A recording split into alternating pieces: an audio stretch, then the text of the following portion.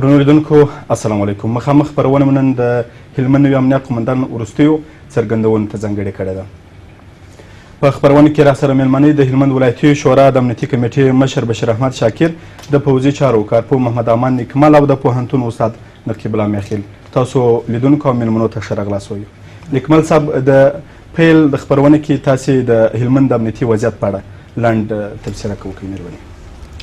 سلام په وړاندې کولو سره تاسو ته د ولس درانه استاد جناب شاکر صاحب ته، همدارنګه د پوهنتون محترم استاد جناب میخیل صاحب ته، درنو هلمندوالو ته.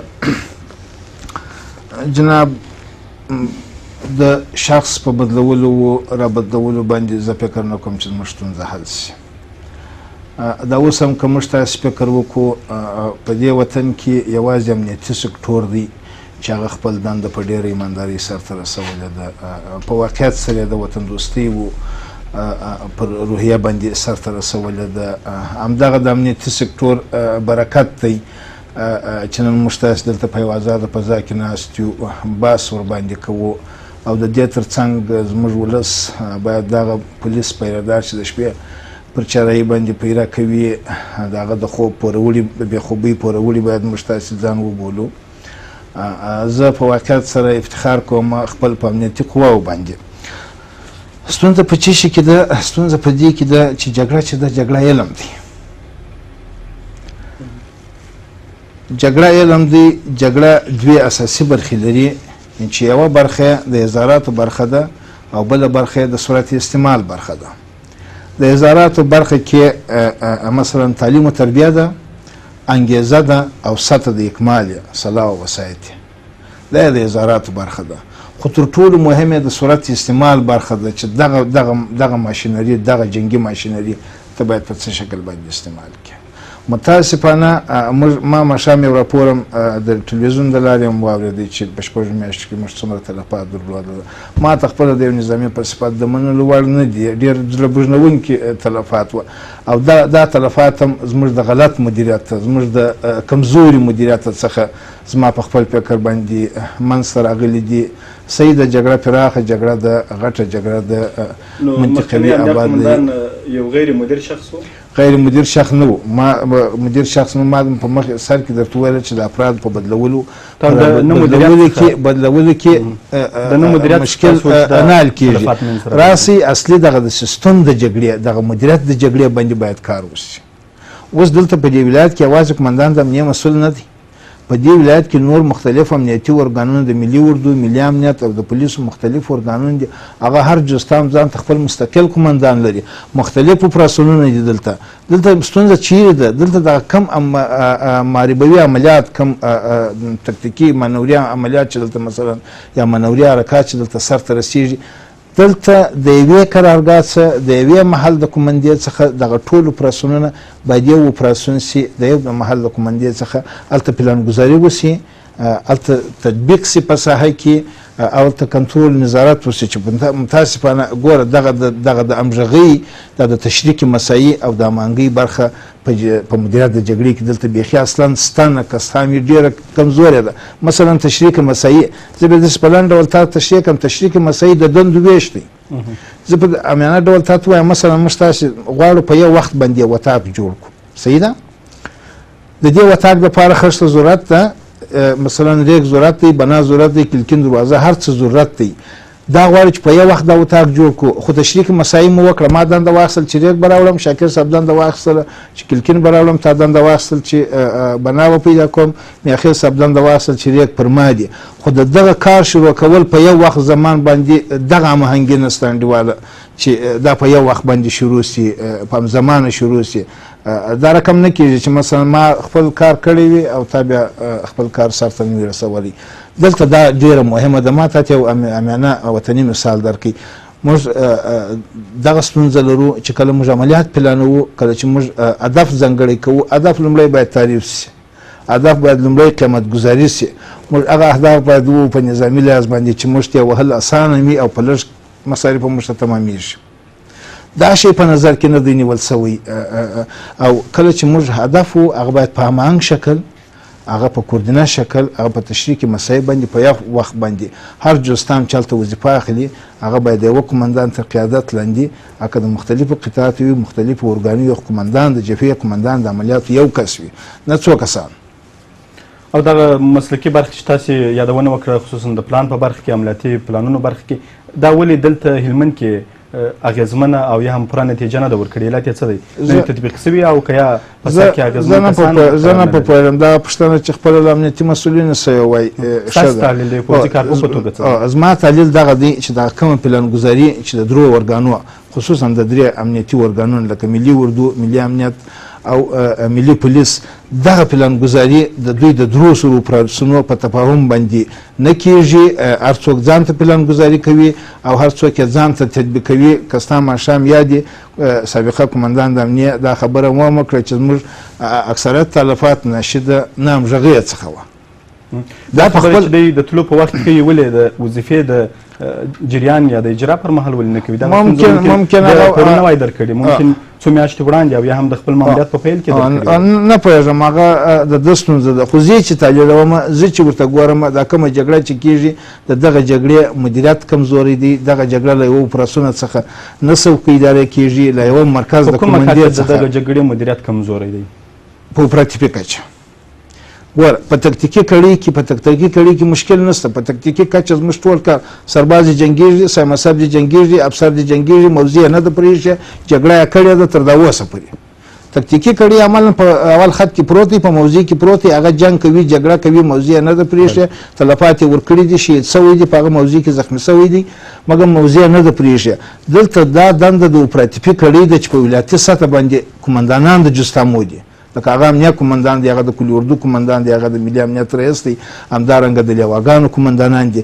دلته ستونزه دوی دغه امانګي نشي رامنځته کولی. دغه پلانګذاري باید دوی وکړي. دوی هر څوک ځان ته خپل رئیس ارکان او امیر د اپراسیون لري. همغږۍ یا نه همغږۍ لفظ او د کلمې څخه ډېره استفاده شوې ده. دا ولې نه رامنځته کېږي او آیا کومه ستونزه په مرکزي کچه ده که خپله د ولایتي کچه باندې د مسؤلینو ترمنځ ده؟ ولا نه پوهېږم هغه نو چې له خپلو مسؤلینو سره کښېنه ویشته سي ولې د امانګي نشي رامنځته کولی ولې د پلانګذاري خوب صحیح دی کې به ډېر عوامل واوسېږي چې مثلا دغه هماهنګي نشي رامنځته کولی. خو اصلي و اساسي ستونزه د جګړې په سوق اداره کې له یوه واحد مرکزه په ټول هلمند کې جګړه اداره کول د هلمند د امنیتي قواوو د هلمند د خلکو په خیر ده چې له یوه واحد مرکز څخه له یوه د سوق ادارې د محل د کومندې څخه دغه ټوله جګړه پلانګذاري سي دقیقه پلانګذاري سي او له یوه مرکز څخه سوق اداره سي او اجرا سي. مننه اکمل صاحب. استاد مخیل ستاسې تحلیل او ستاسې ارزونه د مخکني امنیه قمندان د لاسته راوړنو څخه څه ده؟ تېره ورځ د خدای پامانۍ په غونډه کې ډېر هغه څه وویل چې ممکن تاسې هم اورېدلې وي. دغو جملې څخه یو دا و چې کوم وخت چې د ایراله قمندانۍ کې پیردار وجودونه درلودی ډګروالانو پیره کوله او دې تر څنګ ښار خالي و خلکو کورونه ایستلي وه دې ته ورته نورې څرګندونې وې او ده ویل چې د خپل ماموریت پر مهال د دې تر څنګ ډېرو نورې لاسته راوړنې هم درلودلې دي. مننه. په پیل کې سلامونه تاسو ته د میز درنو ګډونوالو ته او د تلویزیون ټولو لیدونکو او اورېدونکو ته وړاندې کوم. زما په فکر زه فکر نه کوم چې دا د کوم مسلکي تحلیل ته اړتیا ولري. په تېرو 7 میاشتو کې شاوخوا 400 پولیسو شهیدانېدل او د 1100 ټپي کېدل دا خپله یو تراجیدي ده. زه فکر نه کوم چې بل ځای موږ شاید مثال ولرو هغه هم په چریکي جګړه کې که چیرې دا یو جبهي جګړې کې موږ تاسې قرار ولرو او د بل مملکت سره موږ تاسې په جنګ کې ووسو په هغه کې که چیرې موږ دومره تلفات ولرو خو بیا واضح لاسته راوړنه معلومه ده چې څونه اراضي موږ لاسته راوړې ده کومه اراضي د لاسه ورکړې ده په هغه حالت کې لا په هر صورت زما فکر ده ډېر کم عمیق تحلیل ته اړتیا نه لري. واضح خبره ده چې دا یو ډېر زړه بوژنونکی خبر دی او پاته سو وخت چې قمندان صاحب وایي چې زه چې کله رالم دا ښار خالي و یا په قمندانۍ کې چوکیدار وجود نه درلودي موږ تاسې ټول د دغه ښار خلک یو که وکیل صاحب دی که نیکمل صاحب دی که موږ تاسې یو که اورېدونکي و لیدونکي دي موږ تاسې ټول د هغې صحنې شاهدان هم یو. په هغه هم خبر یو چې په هغه وخت کې امنیه قمندان د خط د اولي کرښې څخه راغی دوی ته قمنداني وسپارله او واضح حسابدهي وکړئ، حساب یې ورکړئ، ولاړئ. یو خبره چې مخکې نیکمل صاحب هم اشاره ورته وکړه چې د افرادو په ګمارنه یا په تغییر و تبدیل باندې دغه وضعیت نه کنټرولیږي. دا موضوع څو میاشتې مخکې دغه میز کې زه هم وم، نیکمل صاحب هم دلې و چې د ښاغلي قهرمان صاحب د راتګ موضوع په هغه وخت کې ما عین موضوع عین خبره ما کړې وه چې د افرادو په تغییر و په تبدیل و په ګمارنه باندې هغه هم تر اداري تشکیل ورهاخوا چې صلاحیتونه نه دي معلوم، مسؤلیتونه نه دي معلوم، د یو چا ګمارنه زه فکر نه کوم چې دا د کم در دوا کړي. بیا هم که هر څه لاسته راوړنې چې قهرمان صاحب لري کورې ودان چې د ولسي جرګې ارام او یخه چوکۍ پرېښودل، دلته راغی د خپلو سربازانو بغل ته او هغو ته حوصله ورکړه، خو په هغه اندازه چې توقع کېدله یا هغه نیت چې مرکزي حکومت درلودلی دا وضعیت په هغه باندې نه ارامېږي، نه کنټرولیږي. ما څو واره دا خبره نور هم دلته کړې ده، بیا یې غواړم تکرار کړم چون نوی قومندان صاحب راغلی دی. زه وایم موږ تاسې راسئ په اول قدم قومندان صاحب وضعیت تحلیل که، وضعیت تحلیل که، تر هغه وروسته به اقدام وکړه. زموږ ستونزه دا ده په تېرو 14 کلو کې چې موږ د مرض په عواملو پسې نه ګرځو، فقط په نښو نښانو پسې ګرځو. په سر درد دی، یوازې موږ غواړو د سر درد رفع کړو، په دې باندې ځان نه پوهوو چې دا سردردي د چیشته ده. د وضعیت تحلیل یادونه تاسې وکړه میخیل صاحب، مخکنیو امنیه قومندانانو وضعیت نه و تحلیل کړی؟ نو که یې تحلیل کړی وای دا حالت به نه وای، ځکه تر تحلیل وروسته خو اقدام کیږي. موږ دا تېر 14 کاله کیږي، یو شمالي هلمند به زه مثال درکړم، تېر 14 کاله کیږي موږ لښکر کشي کوو. هر څوک چې راغلي دي کوشش کړی دي چې په شمالي هلمند باندې نسبتا غټ لښکر ولولي. شمالي هلمند خو د لاسه وتی، اوس د مرکزي او د جنوبي هلمند سره دغه کار کوو. دومره څوک نسوه پیدا چې کښیني یو میاشت 2 میاشتې یو ګروپ وټاکي، د قومي مشرانو سره کښیني، د سیمې د خلکو سره کښیني چې ستونزه څه ده، ولې د خپل دولت په خلاف جنګیږي، ولې زما پوستیال سکوت نه کوي، کم اعمال دي زما چې خلک بد دي وړي. جنګي حالاتو کې د دې امکانات شته چې ولاړ شي. نو چې په جنګي حالاتو کې ته د دې تحلیل ونه کړې، ته پلان څنګه جوړې، ته ستراتیژي څنګه جوړې، یو پوسته دې نن سکوت شوه، باید علت یې معلوم شي. دا جګړه چې روانه ده بې پلانه او بې تصمیمه روانه ده. زه داسې وایم که نه وای روانه لاسته راوړنې طبیعي خبره درلودلې. تېر یو کال را دې خوا ته وګورئ موږ تاسې څومره لاسته راوړنې لرو، تلفات هم بیا مقایسه کوي ورسره. زه وایم دوی هلې ځلې کوي، دا نه وایم چې دوی هلې ځلې نه کوي، دوی کوششونه کوي، ولې د وضعیت تر څېړلو مخکې دوی د هلې ځلې کوي. زما یو پوسته نن سکوت کوي، زه سبا راځم بدون دې چې وپوهېږم چې دې پوستې ولې سکوت وکړي، علت څه شي و، ولې دا پوسته انتخاب شوه، ولې دې پوستې سکوت وکړي، څو نفر راغلي وه، د دې دپاره چې دا حالت تکرار نه شي باید زه څه وکړم. موږ هغه نه کوو، موږ فقط نور اضافه قوت ورکړو، پوسته بیرته ځینې ونیسو. دا خو د مرض نښې نښانې د بینه یوړې، لاملونه خو د بینه نه دي وړي. هغه لامل چې خلک راپاڅېدلي دا پوسته یې د بینه وړې ده، هغه لاملونه د بینه نه دي وړي. بله خبره دا ده چې جګړې نیکمل صاحب هم ناست دی، د پوځي چارو کارپو دی، د امنیت د نګاه څخه د مسلک د نګاه چې موږ ته ګور، جګړې عموما په 2 ډوله دي، چې یو جبوي جګړې دي، یو غیر جبوي جګړې دي. نور ته بیا نه راځو. د غیر جبوي یا چریکي جګړو ځینې خپل مشخصات دي، چې د هغو مشخصات څخه یو د جګړې متحرک حالت دی. اول دا جګړه چریکي جګړه په هغه وخت کې رامنځته کیږي چې د جګړې د دواړو اړخونو څخه یو نسبتا قوي او بل نسبتا کمزوري اوسي. کمزوري اړخ کوشش کوي، ځکه مخ په مخ دوی نشي جنګېدلی، کوشش کوي چې جبوي یا غیر جبوي یا چریکي جګړې ته مخکې تر څو زورور لوري په دې باندې مجبوره کړي چې جګړه د دوی د قوانینو په اساس باید مخ ته ولاړه شي، د کمزوري اړخ، ځکه چریکي جګړه د کمزوري اړخ په ګټه ده. دوی هله ځله په دې کې دي کوشش په دې کوي چې مقابل لوري دې ته مجبوره کړي چې د دوی د قوانینو په اساس جګړه مخ ته یوسي. وخت چې د دوی د قوانینو په اساس جګړه مخ ته ولاړه، دوی ګټونکي دي. نو د چریکي جګړې ځینې مشخصات دي، یو دا جګړه متحرکه ده، بل په دې کې د جګړې میدانونه ډېر فرق کوي. د مرجع د جنگ ډګر د نادعلي د جنگ تر ډګر ډېر فرق کوي. ګرمسیل کې بل حالت دی، په خانشین کې بل حالت دی، په سنګین کې بل حالت دی. موږ باید دغه صلاحیت ولرو، موږ باید دا وړتیا ولرو چې موږ هره ورځ نوی فکر وکړو. لکه څنګه چې د جګړې حالت متحرک دی، ډګرونه هر ورځ توپیر کوي، موږ هم باید زموږ تاکتیک هم هر ورځ باید توپیر وکړي. د شاکر صاحب د امنیتي کمیټو مسؤل دی، دوی به تللي پوستو ته لیدنې به کړي. زه پوښتنه ځینې کوم چې د ګرمسیل د پوستې او د خانشین د پوستې او د سنګین د پوستې څه فرق شته؟ آیا سیمې ته منطقې ته په کتو سره موږ پوستو کې تغیرات راوستي که نیکمل صاحب څو واره د یو سټنډرډ پوستې مشخصات یاد کړي دي؟ موږ تاسې سیمه مطالعه کړې ده، موږ تاسې هلته د دښمن زور مطالعه کړی دی، موږ تاسې هلته د دښمن وسلې مطالعه کړي دي، نه مو دې مطالعه کړي، د هغه په اساس مو حرکت کړی دی، نه مو دې کړی. دغه ټول هغه عوامل دي چې زموږ د ناکامۍ سبب ګرځي. مننه میخیل صاحب. وکیل صاحب شاکر ستاسې په نظر باندې مخکنی امنیه قومندان د هلمند امنیتي وضعیت کې څومره اغېزمن تمام شوی دی او د 400 پولیسو وژل کېدل تیرو څه باندې 7 میاشتو کې د علت یې څه دی؟ نه همغږي، نه مدیریت او که د جګړې زور؟ جناب شاکري صاحب تاسو ته سلامونه، د میز د درنو ګډونوالو ته سلامونه او تاسو د ټلویزیون ټولو لیدونکو ته سلامونه احترام. د دې نه مخکې چې ستاسو سوال ته جواب ورکړم، د افغانستان و ټولو هغه شهیدانو ته چې د افغانستان د ارضي تمامیت او ملي نواميسو په ساتلو دپاره خپل ځانونه قربان کړل، الله عز وجل دې وبخښي، دعا ورته کوم او کورنیو ته هم صبر جمیل غواړم.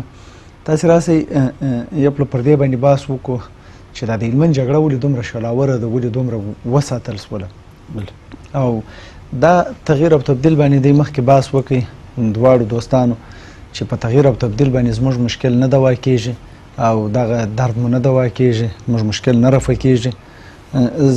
زه وایم د هلمند جګړه مختلف عوامل لري، مختلف بودونه لري.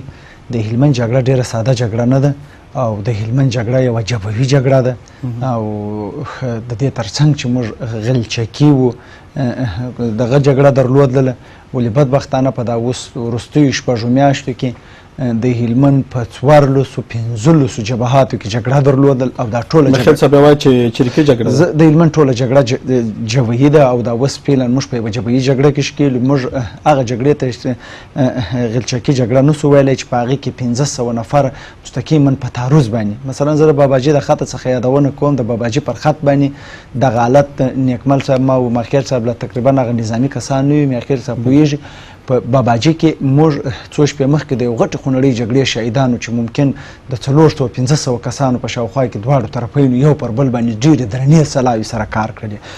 زه وایم چې دغه خپله یو جنګ جبهي دی. دغه په ناصراج کې چې متاسفانه موږ 2 پوستې سقوط سولې تر په شپو باندې یو پر بل باندې د درنو سلاو انداختونه وکړل، دا خپله جګړه جبهي ده. موږ دا اوس په هلمند کې په 13 جبهاتو کې جګړه لرو او دا 13 جبهات دښمن موږ سره جګړه په جبهاتو کې تقدیم کړل او په مختلفو جبهاتو کې موږ مصروفه وساتو. د هلمند جګړه مختلف بودونه لري، یو یې د همسایګانو مستقیمه او غیر مستقیمه مداخله ده.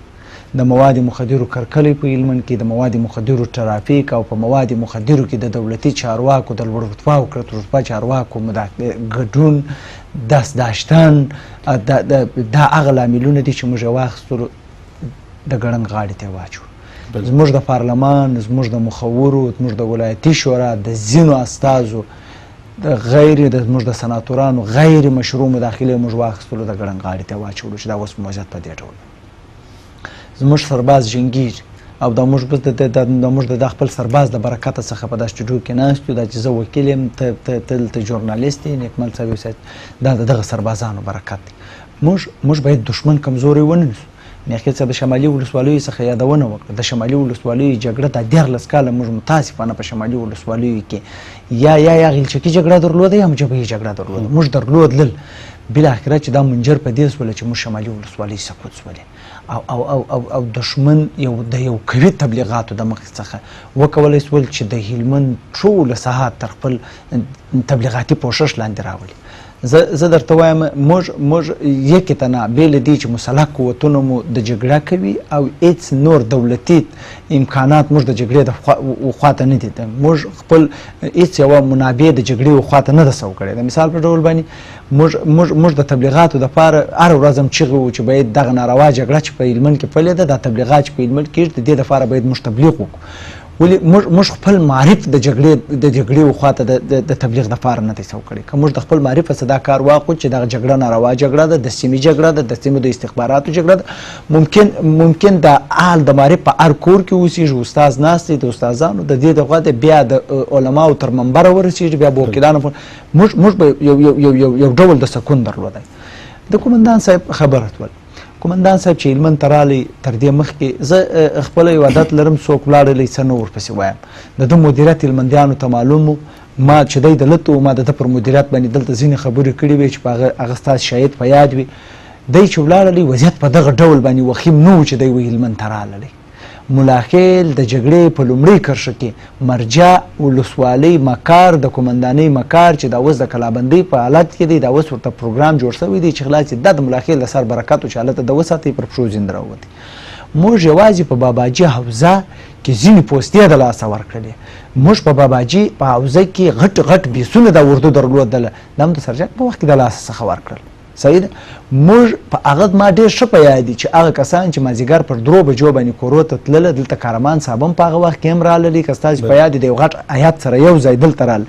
دا طرحه دلته جوړه ټول هغه کسان چې د ورځې پر 3 بجې باندې و کورو ته ځي، هغه کسان چې په جګړه کې دي نور کار نه کوي، نو رادي سي د قومندانۍ کارولونه خو دې وساتي، دلته خو دې یو اپراتیفي وظیفې دي ترسره کړي، په ښار کې خو دې غزبي وکړي، دوی نو څه کوي چې په کورو پراته دي، خو وضعیت وخیم دی. دا په دې معنا باندې نه و چې دلته منصبدارانو کارولونه ساتل یا دلته دغه کېدله. موږ هر څه د لاس ورکړي وو، تاشویش وو، دلته چې باباجي حوزه دغه سوله په ښار کې یو ډول غوغا خپره سوله. دا د سرجنګ په راتللو سره نه و چې دا هر څه دلته کنټرول شول. موږ دلته نور په دا 5 میاشتو 6 میاشتو کې متاسفانه موږ نورې ساحات د لاسه څخه ورکړل. تلفاتو علت تلفات متاسفانه مخکې نیکمل صاحب ویله، تلفات یوازې دا نه چې موږ دلته ورکړي دي، تلفات مو په اردو کې هم ورکړي دي، په مختلفو جستامو کې، په عامه نظم کې، په سرحدیانو کې، په ملي امنیت کې. جګړه پردۍ جګړه د نیابتي جګړه د دې ترڅنګ د وسلوال مخالفینو په عین اندازه نه تر دې اضافه تلفات ورته وارد شوي دي او وړي دي. ولې بدبختي دا ده چې په دواړو لورو کې دلته هلمندیان مړه کېږي، دلته افغانان مړه کېږي. یو تعداد بهرني کسان چې د طالبانو په لیکو کې ځای پر ځای شوي، ممکن د هغې فیصدي ډېره لږ وي چې په دې پردۍ نیابتي جګړه کې وژل کېږي. زه وایم که نن پرون چې ملاخیل تللی، ما معین امنیتي ولیدرسي ستویل مالبدیل باید دلته هلمندی جنرال واوسېږي.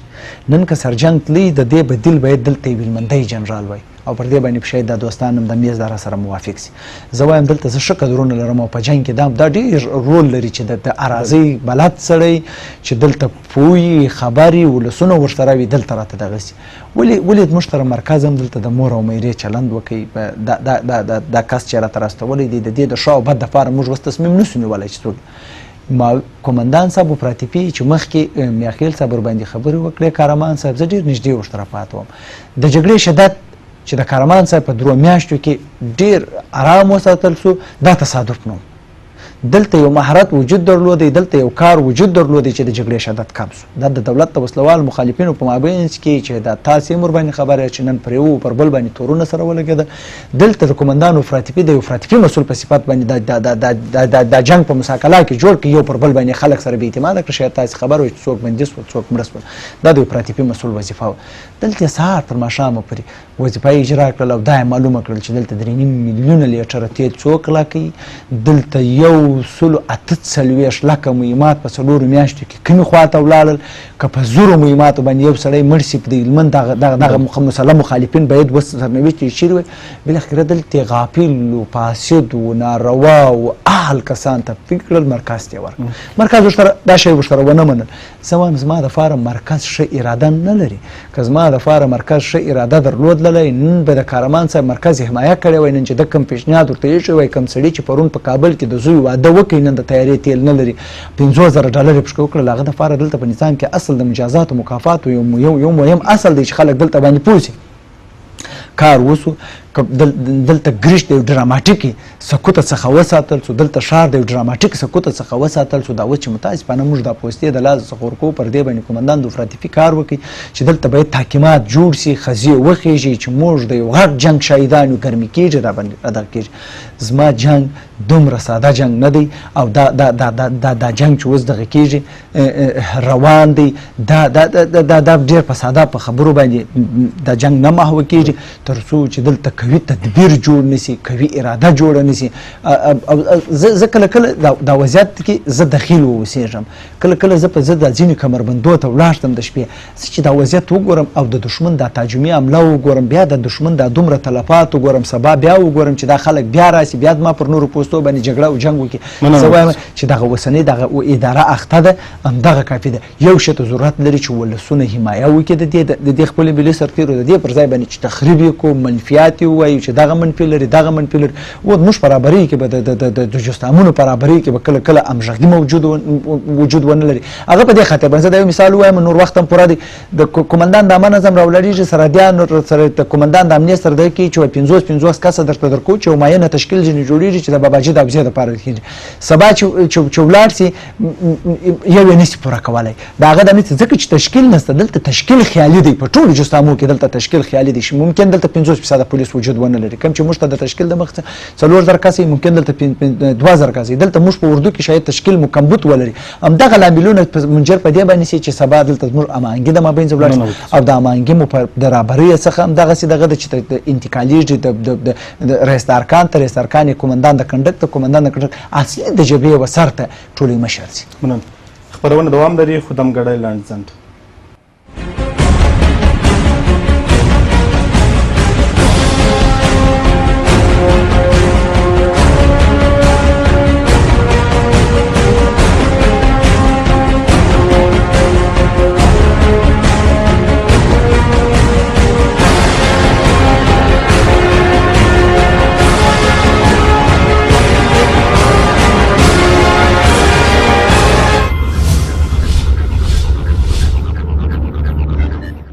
خپرونې ته مو بیا هم هرکلی کوو. نیکمل صاحب، تاسې مخکې خپل خبرو کې اشاره وکړه چې ستونزه د هلمند په کچه په اپراتیفي مسؤلینو کې ده، او بیرته وایي چې دغه ستونزه د هلمند جګړه په تغییر تبدیل نه سي هلېدی. نو که ستونزه په مسؤلینو کې وي، طبعا هغه نااهله مسؤلین به د دندې ایسته کېږي او دا ستونزه به حل سي. خو تر ډېره بریده پورې چې زه فکر کوم دغه سیستم د جګړې چې دی چې هر څوک راسي بیا همغه کې آش او همغه کاسه ده، تر څو چې دغسې یوه مهنګي رامنځته نه سي، تر څو چې دغه سیستم یو نه سي، دغه جګړې رهبري له یوه مرکزه وونه سي. ته ګوره اوس په جګړه کې ټول جستامونه، که هغه ملي امنیت دی، که ملي اردو دی، که ملي پولیس دی، عملا ټول په جګړې باندې اخته دي. بنان چې ګرده په جګړې باندې اخته دي، دغه پلانګذاري له یوه مرکزه څخه دقیقه پلانګذاري پر تعریف سوي اهدافو باندې له یوه مرکزه باید جوړ سي، پلان له یوه مرکزه څخه تایید سي او له یو مرکز څخه سوق اداره سي. په دې کې ګټه څو ده؟ یو خو ګټه دا ده چې زموږ پرسونل مورال به قوي وي، بل به موږ اهداف ته په لږ وخت کې، په لنډ وخت کې لاسرسی ولرو، رسېدلی به سو، او د دې ترڅنګ به زموږ مصارف او تلفات هم کم وي.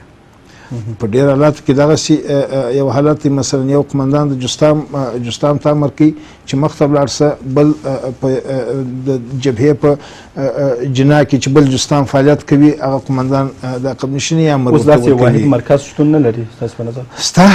ستا ته ګوره، دلته زون جوړ دی، د دې زون هم دغه دنده ده چې ټول د پولیس د وزارت داخلي کوم جستامونه چې په هلمند کې فعالیت کوي، د هغو محاربوي فعالیتونه باید هماهنګ کړي، اول د دوی ترمنځ، بیا د ملي اردو د نورو امنیتي قواو سره.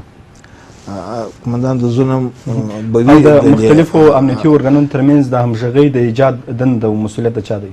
خب د قمندانانو د جستامو هغه باید یوه مشترکه د دوی په راس کې مسؤلیت د چا دی؟ د ټولو امنیتي ارګانونو. د امنیتي ارګانو په راس کې د هلمند والي دی، سیده. طبعا مسؤلیت هم د هغه کېږي. بلکل، خو ډېر مسؤلیت د امنیتي جستامو د قمندانانو دی، ځکه چې هغه مستقیما د جستام قمندان دی، هغه سره ټول صلاحیت او امکانات شته. د جګړې په مدیریت کې به زه تاته یو لنډ شی ووایم چې په ستونزه په مدیریت کې چیرته ګوره، اوس مدافع موږ دوه رقمه مدافعات لرو. یوه خبیثه یا جبري مدافعه ده چې موږ وچ دغه ته مجبوره کیږو چې د مشخص ساحې د ساتلو دپاره باید مدافعه وکړو. کله چې مو پوسته افراز کړله دا پوسته د مقابل لور دپاره یو ثابت هدف سو. کله چې ثابت هدف سو هغه باید مستحکم واوسي چې یوه د استحکاماتو برخه ده یوه د تحکیماتو برخه ده او یو هغه مثبته مدافعه ده چې موږ د لنډمهاله دپاره یو ځای ځو مدافعه کوو سبا بل سبا درېیمه ورځ بیا د هغه ځای څخه په تعرض باندې تېرېږو خپل ټاکلی هدف و. اوس موږ دغه حالت ته راغلي یو چې موږ باید مدافعه وکړو ډېره ساحه د مدافعې د لارې مثلا وساتو. زه تا ته وایم ما په هېڅ تعلیمنامه کې د کلي په مابینځ کې پوسته افراز کړې زه نه پوهېږم چې دا قمندان د جستام د کم تعلیمنامې د حکم په اساس باندې ته راولاړ سوې د کلي په منځ کې دې پوسته دغه کړله افراز کړل. اولین شرایط د پوستې دغه دي چې حاکمه نقطه باید واوسي پراخه ساحه د دید او د انداخت ولري. کله چې د کلي په مابینځ کې پوسته افرازېږي هغه درې سره شاوخوا ده چې مخالفین راغله نور دی نسي سر پورته کولی نسي راوتلی په هغه شرایطو کې چې هغه ډېر اړین وي او ډېر مهم وي چې موږ د کلي په مابین کې باید پوسته افراز کړو نو هغه ته بیا یو امنیتي دهلیز جوړېږي چې کله موږ په دغه امنیتي دهلیز کې د کلي مابین کې خپل تر پوستې خپل اکمالات هم وکړو خپل اشام اکمال کړو خپل مهمات هم اکمال کړو او کله که زخمي و شهید ولرو هغه هم په مسون ډول باندې راوباسو چې متاسفانه دا شی هم نشته. پوستو ته چې ورسې د اوس هره شپه چې په میډیا کې ګورې دیوال ته سوری ورکړی دی دیوال شاته ولاړ دی انداخ کوي هغه خو چې غټه مرمۍ د راکټ ومشلې دیوال سره دی تر شا لاندې تر دیوال لاندې دی دا خو تحکیمات نسوله خو تر دغه دیوال لاندې تر ځمکې لاندې موضوع جوړه کړه سر یې وروپوښه ارام پکښې کښېنه چې شل مرمۍ باندې پویر کې په تا باندې هېڅ هم نه کېږي. دغه زموږ پوستې اکثره تلفات چې لرو زموږ پوستې تحکیمات نه لري استحکامات نه لري هغسې موانع نه لري چې د دښمن له هجومه څخه جلوګیري وکړي. مخکې شاکر صاحب وویل جګړه زه په خط کې مثلا وم چې 400 وخت چې 400 نفره په دوو پوستو یا په درو پوستو باندې د پیکاو راکټ و 82 سره هجوم راوړي او ستان په پوسته کې 10 نفرې نو چې کله هلته تحکیمات ونه وسي هلته استحکامات ونه وسي او د دې ترڅنګ هغه موانع ونه وسي چې د دښمن د هجومه څخه تا وساتي جلوګیري وکړي طبعا پوسته سقوط کوي او تلفات رامنځته کېږي چې دغه د جګړې په همدغه شکل باندې رفتار باندې مثلا په همدغه شکل داسې یو پراخه جګړه سوله چریکي جګړه ده چې په درې استقاماته باندې میینګذاري د ډلهییزې حملې دي پر دې باندې مخ ته ځي نو دغه سره لکه میاخېل صاحب ویل چې موږ هم باید خپل تکتیک خپل تدابیر دغه جګړې په شرایطو باندې عیار کړو په عین ترتیب موږ هم حرکات ترتیب کړو او تنظیم یې کړو او اجرا یې کړو. نوي امنیه قومندان ته څه کول پکار دي د اوسنیو امنیتي شرایطو په کتلو سره؟ خب نوي امنیه قومندان ته زه هغه ته سپارښتنه نشم کولی چې د یو پوځي کارپو په توګه مشوره او خپلې تجربې چې لري یا وضعیت تحلیلوي زه لومړی درته دغه مشوره ورکوم چې اول خو د دغه لښکرګاه په ښار کې دي یو د ګارنیزون قطعه جوړه کړي یوه مشترکه قرارګاه دي دغه لښکرګاه په ښار کې جوړه کړي په دغه مشترکې قرارګاه کې که نفر اول د جوستام یعنی قمندان د جوستام په دې قرارداد کې نوي رئیس ارکان یې باید حتمي دلته واوسي. دا قرارګاه مشترک د والي د مستقیم هدایت او نظارت لاندې باید کار وکړي. په همدغه مشترک قرارداد کې ټول پلانګذاري ټول عملیات که ملي اردو کوي که پولیس کوي که سرحدي پولیس کوي که ملي امنیت کوي له دغه یوې مشترک قرارداد څخه د هلمند د والي تر مستقیم نظارت لاندې دلته باید پلانګذاري سي له همدغه ځای اکمال سي له همدغه ځای څخه سوق اداره سي. زه فکر کوم چې مشکل حل کیږي او د دې ترڅنګ په ښار کې یوه د ګارنیزون قطعه دا اوس موږ تاسو وینو په دغه ورځو کې ابتداد غیر مسؤل افراد او اشخاص کرولاوي موټرونه په شخصي لباسو کې سلاوي دا هم په خپله د خلکو پر ذهنیت باندې بد تاثیر کوي چې ته څوک یې څه کاره دغه مخنیوی دې وکړي جلوګیري دې وکړي. ته ګوره په یوه سګرېټ کوټۍ پسې د پوستې څخه بستر انجن رارې کړی دی ورور دا خو دولت موټر دی دا تیل مصرف کوي د دې ټایر سولیږي د دې پرزه سولیږي او دا یوازې د دغه دپاره چې دولتي وظیفه باید پکښې اجرا شي. دغه شان نورې کومې مشورې ورته لري یوازې ګارنیزون جوړ کړي که کله چې ګارنیزون جوړ کړي دغه ټول پروګرامونه عملیاتي پروګرامونه محاربوي پروګرام موږ تاسو تر ټولو هر څه اوس عملیاتو جګړه مهمه ده ځکه چې موږ باید جګړه مهاره کړو تر څو د خلکو ذهنیتونه آرام سي. تر ټولو اولیت موږ تاسو د جګړې مهارېدل دي.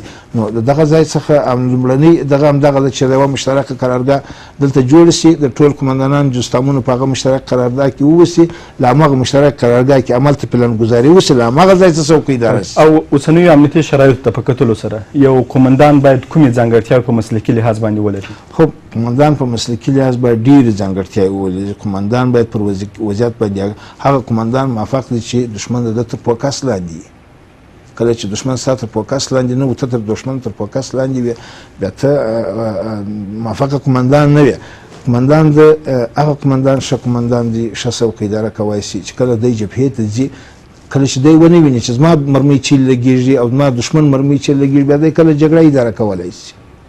بنان باجراته قمندان، با اتوریته قمندان، پر وطن مین قمندان او خلکو ته خدمتګار قمندان کولی شي. په هر نه دومره فکر مه کوئ دومره شدیده جګړه هم نه ده چې موږ تاسې ډېر تشویش ورته وکړو چې بیخي شدیده جګړه ده. همدغه امنیتي قوتونه د دغه ظرفیت لري، همدا اوس یې مهار کړې ده، همدا اوس هم د دغه امنیتي قوتو په قربانۍ باندې دا جګړه ده اوس هم مهار سوې ده، په دې کې شک نشته، پر دې به سترګې هم نه پټوو. وکیل صاحب مخکې خپل په خبرو کې اشاره وکړه چې اوسنیو شرایطو په کتلو سره باید د هلمند یو جنرال او مسلکي کس امنیه قمندان ټاکل شوی وای. ستاسې په نظر باندې د راځۍ سره بلدتیا د یو قمندان سره په چارو کې څومره مرسته کولی شي؟ خب ما ته خپله شخصا د نظامي په لحاظ د یو مسلکي شخص ته راځي مهمه نه ده. جګړه ده، که هغه شپه وي، که هغه ورځ وي، که هغه په جنګلزار اراضي کې وي، که هغه په مسکون اراضي کې وي، که هغه په کوهسار اراضي کې وي، جګړه د مسلکي شخص ته ډېره اراضي شناخت هم مهم نه دی ورته، ځکه هغه ته خریطه پرته ده او هغه د خریطې د رویه څخه ټوله ساحه هم کتای شي هم بررسي کولی شي. خو که چیرې مثلا د هلمند سړی وي، شاید هغه تر بل قمندان په هغه ساحه کې ډېر بلد واوسي، مثلا په یو ساحه کې نفوذ ولري، په یو ساحه کې مثلا خپل د نفوذ د لارې څخه مثلا بعض امکانات په کار واچوي. او دا د هلمندیانو حق هم دی، موږ هم د دې وطن بچیان یو، د دې نظام څخه دفاع کړی، دا د هلمندي حق دی چې جنرال هلمندی واوسي او دلته قمندان د امنیه واوسي. قمندان د امنیت څه هلمندی باید وزیر داخله واوسي، وزیر دفاع واوسي، دا زموږ حق دی. مننه نیکمل صاحب. میاخیل صاحب د لارښوونو او یا هم د مشورو په اړه باندې نیکمل صاحب خبرې وکړې. ستاسې په نظر باندې نوی امنیه قمندان مو د کومو چیلنجونو د کومو ننګونو سره مخ شي؟ مننه د نیکمل صاحب سفارښتونو سره زه موافق یم تر ډېره کچې. یو څه غواړم د تیر بحث په هکله وخت چې موږ وویل چې جبهي او چریکي جګړه د علمي نګاه څخه دې جګړې ته موږ چریکي جګړه وایو، خو لازم نه ده چې چریکي جګړه دې د ځواک د لوري ډېره کمزوري اوسي. چریکي جګړه هم د ځواک د لوري ډېره قوي کېدلی سي. د جبهي جګړې خپل مشخصات دي او که چیرې جګړه ادرس ولري دا د جبهې په معنا نه ده. ګوري د نظامي نگاه څخه کچیر موږ ته وګورو، د امنیت د نگاه څخه کچیر ورته وګورو، جبهوي جګړه خپل مشخصات لري چې مشخص یونیفورم باید دواړه غاړې ولري، معلومداره. یو دوهمه خبره د جګړیز مرکز شتون باید ووسي، جامد قوت په دواړو مرکزونو کې په دواړو جناحو کې باید جامد قوت شتون ولري او د جګړې ډګرونه باید ورته والی ولري. دغه د او بل دا چې په جبهي جګړه کې نسبتا سترې وسلې کارېږي. دغه وسله چې نن سبا موږ تاسې کاروو دغو ته سترې وسلې نه ویل کېږي. نیکمل صاحب په دې ښه پوهېږي.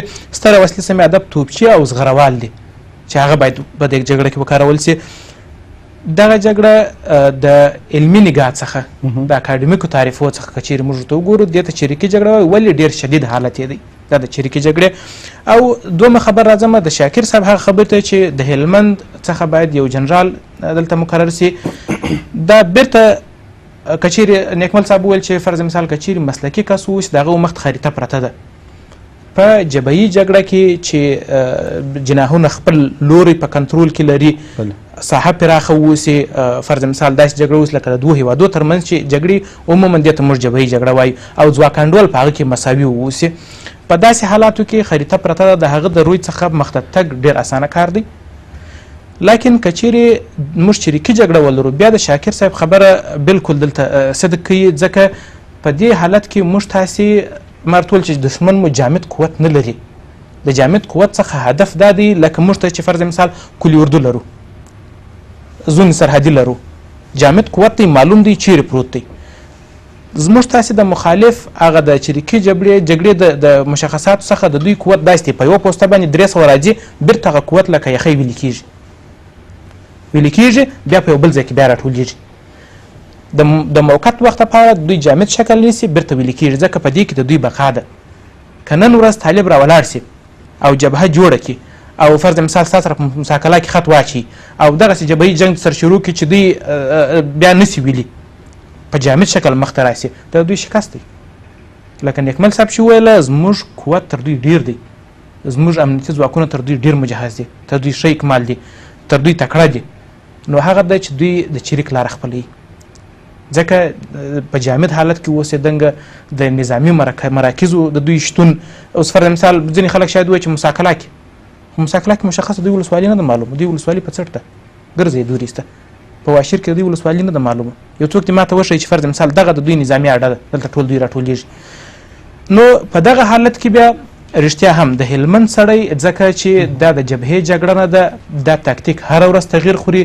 دلته ولس ډېر مهم دی دلته د دوی تر د لیکو وشاته د دوی ځپل ډېر مهم دي دلته موږ کولی شو چې په ډېر اسانۍ سره فرض مثال اوس که یو منطقه زموږ ته نیول سوي د نسبتا قوي تره ځواک په اچولو سره موږ کولی شو منطقه ځینې ونیسو خو دلته دا مهمه نه ده دلته مهمه دا ده چې دوی باید په خپل لانو کې د بینه ولاړ سي د دوی باید مورال وځپل سي باید هغه لاملونه د بینه یوسو چې دوی حمله کوي او هغه څوک کولی شي چې د هلمند اوسېدونکی په دې کې زه بالکل د شاکر صاحب سره موافق یم ځکه دا بیرته په دې سطح کوي چې د دلالت کوي چې دا جګړه چریکي ده او دلته باید یو هلمندی کس واوسي تر څو هغه د سیمې سره د منطقې سره د خلکو سره د طالب قمندانانو سره په چریکي جګړه کې دا ډېر مهم دی تر څو ته د خپل مخالف د فطرت سره باید خبر واوسي چې فرض مثال د نادعلي په محاذ کې زما سره څوک جنګېږي مخامخ هغه څوک دی د کوم دی فطرت یې څه شی دی کم خواص لري کم خاصیتونه لري ځکه دا ډېر مهم شیان دی د دې څخه یو اړخ کولی شي خپل په ګټه په نظامي حالاتو کې استفاده وکړي د موږ تاسې ډېر مثالونه لرو د نړۍ په مختلفو جګړو کې ښه مثال یې سریلانکا درکوم چې صدر اعظم چې راغی مهیندرا راجاپکسا دی د ویلو پراباکرن په خویو په خاصیت بلد و ځکه یو وخت دی هم د هغه ملګری و د په خویو په خاصیت بلد و چې دی څه رقم تخوی لري څه رقم خاصیت لري په چی شي ماتېدی شي د بینه یوړه تامیر پړانګان اوس تاریخ سو په نړۍ کې نو په داسې حالت کې واقعیت د یو هلمندي کس ګمارنه ډیره مهمه ده په داسې حالاتو کې نوي امنیه قمندان ته لکه مخکې چې ما وویله ښه به دا وي چې په اول قدم کې زما په نظر په نظامي ډګر کې زه مشوره نه ورکوم د خپل رئیس ارکان دی دلته تقریبا په هلمند کې 12 جنرالان حضور لري چې هغه عملا د جګړې وساحې ته تللي دي جګړه یې لیدلې هغه تر ما په جګړه ډېر پوهېږي زه فقط د علمي نګاه څه ورته ګورم د اکاډمیک نګاه څه ورته ګورم هغه څه چې موږ لوستلي دي زه په اول قدم کې باید د خلکو سره د هلمندیانو د استازو سره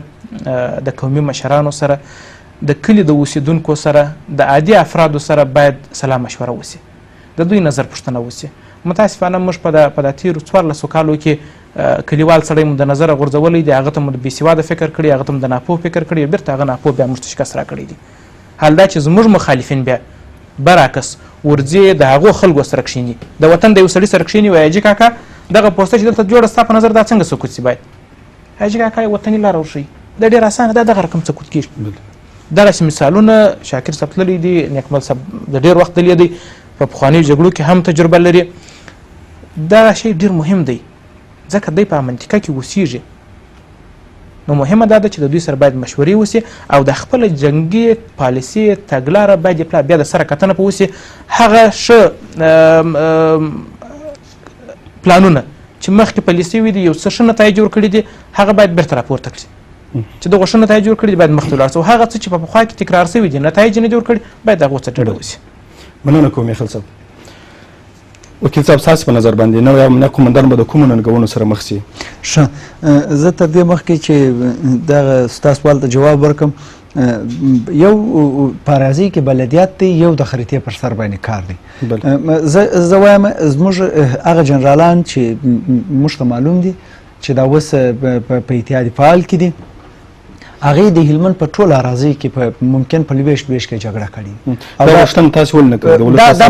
دا موږ په کراتو باندې کړې ده او رئیس جمهور ته مو وي ټي سي کنفرانس کې هم ویل چې دا اصل راسره ومنئ چې زموږ هلمندی قدر هلمند ته د رئیس جمهور پالیسي دا ده چې د هغه ولایت قدر هغه ولایت ته نور کوم. یو دومره خبره دا ده چې موږ تر نه مني زموږ د پارلمان د وکیل صاحبانو په مابینځ کې دغه لانجې دي چې رسیکشي د دوی شروع ده که احمد راسي محمود یې مخالفت کوي که محمود راسي احمد یې مخالفت کوي. یو دا دغه دی ګوره که زه په جګړه کې مثلا په باباجي کې جګړه کوم که د مامورافي د کورو سره زه دغه ادب وم زه باید شاته پوه سم چې د مامورافي په کورو کې که چیرې دښمن موجود دی نو که ما د دغه ځایګي څه وایي چې شاته یې څو کورونه سته څونه درختې سته څونه زابوران سته څونه لښتې سته چې بیا دښمن په هغې کې خپل موزي ونیسي آیا مځکه یې لغړه ده که څنګه یو خریطه ده یو هلته عملا په جګړه کې دی چې دا خپله موثریت دوم خبره د جګړې د ډګر ده. ګوره میاخیل صاحب ویل چې د جګړې ډګر زه وایم په هلمند کې د جګړې خطوط ټول معلوم دي جناب میاخیل صاحب. هغه خط د جګړې معلوم دی چې په خط په شکل باندې زموږ جګړه اوس پرته ده. زه په باباجي کې زما خط معلوم دی چې تر دې خط ور واوړې هغه خواته هلته دښمن موضع دی دلته موږ موضع یو او هره شپه هم هلته هغه سلاوي چې د موجوده نظام یې لري هغه هلته تبادله کېږي. د توپچي څخه یادونه وسپله موږ په ډېرو مواردو کې په مرجع کې زه په څوکو اداره کې په هغه شپه باندې ناست وم چې په مرجع ولسوالۍ پر کلابند پر ټولو پوستو باندې جنګ وسو. موږ د درو خواو څخه توپچي اظهارات ورکړل موږ دا سهار وویشتل. ممکن دا سړی په اردو کې منصبدار تېر شوی دی. موږ په یوه شپه باندې د درو سهو څخه په 2500 پیره د ډي سي د مرجع د خط شاوخوا وویشتل. ممکن د سیمې په جنګ کې هم په یوه شپه باندې 2500 پیره د ډي سي ونیسي موږ کړي دي. بالاخره دغه د جبهي جنګ یو دغه دی چې معلوم سي. زه د میاخیل صاحب سره بالکل پر دې شی باندې موافق یم چې دښمن جامع قوت نه دی. دوی راټولوي پر ټلیفون باندې ولې چې دا راټول یې کړل په خط کې راسره وجنګول په دغه وخت کې دوی په یو جامع قوت باندې بدل شول دلته جګړه جبهي شوله راسره. یونیفورم معلوم دی دی پاج تړیس کالي اغوستې دی دغه کړي زما د رشید یونیفورم معلومه ده مختلف النوع جسامونه په جګړه کې جنګ کوي دغه خپل په همدې ټکر موږ دغه د ډېرو جبهاتو یادونه چې موږ کوو په هلمند کې داره ته معلومې دي دا خطونه دي. باور وکړه په ناصراج کې معلوم دی په برمنده او حیدرآباد کې معلوم دی چې هغه د دښمن بیرغ دی دغه زموږ بیرغ دی. ساعات مو سره معلوم دی بالاخره دا شی دښمن یو شي کې چې تر موږ پیش دی دغه موږ یې خسته کړي هغه وجه دا ده چې دښمن د میاخیل صاحب د خبرو په تایید باندې مشخص تاسیسات نه لري مشخص دغه نه لري چې پشکې کې ځایونه نه لري چې په هغې کې واوسېږي په هغې کې دغه د ساتنې دپاره دوی مکلف دي ځکه چې موږ دلته هوایي ځواک لرو ممکن د هغه څخه دوی متضرر سي. دوی په کلیو بانډو کې ډوډۍ پر خلکو باندې د خلکو د کورو څخه د پټ ځای په صفت باندې استفاده کوي. موږ د قوت په شکل باندې پیمنې د قوت په شکل باندې دي دا جګړه چې در سره کوي. او پاتې شول د نوي امنیه قومندان نوي امنیه قومندان باید د قومندان صاحب کلي اردو چې دا اوس پر روانه جګړه کې ګوره د پولیسو دنده معلومه ده په قانون کې د قانون تطبیق دی دلته د خلکو لپاره په دا جنګ جبهي کې باید دا چې اوس پولیسو 80% کرښه نیولې ده دا غیر اصولي او غیر قانوني ده. د جنګ باید اردو کې دا اوس ګارنیزون هم جوړ شوی دی د ښار دپاره دا نن چې والي صاحب شورا ته راغلی و پر دې ټول باندې ښار دپاره ګارنیزون جوړ شوی تر څو دغه خودسري او دا تورې ششې و په بازار کې بربریت او وحشت و نن دا پورته که سبا پورته که پرون چوک باندې خلکو سره جنګ کړه بل ورځ بل وسول یو عادي سړی راولړېږي پر خلکو باندې توپنچې راکاږي وهل ټکول د دې شیانو دپاره دغه سوی دي. او دا اوس د مرجع دپاره د پلان جوړ دی چې په مرجع ولسوالۍ ته یو کنډکټ لري دي د لاندې دپاره هم د سپندونو د خولې دپاره هم یو کنډکټ دغه سوی دغه کنډکټ چې د مرجع څخه راپارېغ سي په ښار کې وي. زه وایم د واحدې کومندې دپاره دلته موږ هماهنګي لرو متاسفانه دلته د ټولۍ مشران هم پشکۍ کې نسته. دا خو څه کوي چې رئیس ارکان د کلي اردو معاون د امنیتو امیر د امنیتو په اصلاح باندې رئیس ارکان د جستامونو باید پشکې کې ځای پر ځای سي. دا تش په نامه دی. زه هم پر دې باندې بوکس او ټینګار کوم چې باید دلته مسؤل اشخاص واوسېږي د والي تر مستقیم رهبرۍ لاندې باید دا جګړه د یوې خوا څخه مهار سي او اصلا دغه جنګ سربیره پر دې باندې چې دا زور او دا تشکیلات دوی کړي دي دا کسان چې د کوټې د شورا رهبري ده د مساکله ولسوالۍ کې اوس د دوی سم دم تشکیلات موجود دي په شمالي ولسوالۍ کې دي. موږ چې کله شمالي ولسوالۍ کړلې موږ پر دې باندې سخت انتقاد وکړي بغارې مو کړي چې د خدای دپاره دغه کسان که نن 1500 دي سبا د دغه بشري نیرو څخه چې د دوی تر چړیا لاندې پراته وي د جلبیزار په صفت باندې په بل موږ په شمالي ولسوالۍ کې د کار دپاره زمینه نه ده مساعده کړې هلته بشري نیرو خورا ارزانه ده د دښمن دپاره دا اوس سربازګري دوی د شمالي ولسوالیو څخه ډېره په ساده باندې کولی شي. دلته غربت دی، فقر دی، بېروزګاري ده. دغه د دوی دپاره یو ښه وسیله ده. او دلته د ګاونډیانو د مواد مخدرو ډېر سږ کال ښه په پراخه اندازه باندې واخیستل. همدغه د مواد مخدرو د روپۍ ممکن د دوی د جګړې د دوام دپاره، د دوی د بقا دپاره، د دوی د غذا دپاره دا د دوی جنګي ماشین په همدغه پیسو باندې ډېر ښه وسا وچلېدلی شي. هیله مند یم چې دلته یو ښه مدیریت ایجاد شي، وکولی شو نور به دغه شي ته. او دا هغه وخت ممکنه ده چې دلته ولسونه راوفارېږي، ولسونه خپل رسالت ترسره کړي، ووایي چې دغه جګړه زموږ نه ده، دا جګړه پردۍ ده. او دا پردۍ جګړې په تاسې باور وکړئ چې 1500 کسه موږ یوازې په امني پولیسو، مالي پولیسو کې شهیدان او زخمیان لرو. تاسې دلته د عامه نظم قوتونه، سرحدي او دلته ملي امنیت، اردو چې سخت په اصلي په جګړه کې اردو دی چې هغه به څومره دا یو اړخ کوي. او د دې ترڅنګ زه د باباجي د معاون صاحب امیر امنیت سره په باباجي په دغه جګړې شاهد یم چې څو شپې مخکې وسوله، سخت تلفات و دې دښمن وخوړله. یعنې چې هغه کسان چې د اراضۍ سره بلد نه وه، دلته د ماپښینه څخه دا اظهارات ورکول سوي وو. هلته ټول جستامونه ښه په بیدارۍ باندې، یعنې تر دغه وخته پورې چې غږ وسو چې شروع سوله، یو په بل باندې ښه سره خبر و. د خلکو سخت تلفات وخوړل په دا شپه باندې. ممکن تر 30-40 کسان د دښمن دا ډېر په دا یوه شپه باندې مړه سوي. په دې دا په ټولو پوستو کې یوازې دا نه دی چې دلته د دولت تلفات اخلي، دښمن یې مخکې. په دې کې یو تعداد یې باره نه دي، متاسفانه ډېر کم یې باره نه دي. دا د هلمند بچیان دي چې په دغه جګړه کې په دواړو طرفینو کې شهیدانېږي. دلته موږ د مخورو، د سولې، د شورا، د پوسته پوهنتون د استادانو، د ولایتي شورا او پارلمان وکړه. موږ پر دې اصل باندې باید کار وکړو، څنګه ولسونه راوپارو د دې جګړې دپاره چې بس ووایي چې نوره دا جګړه بس.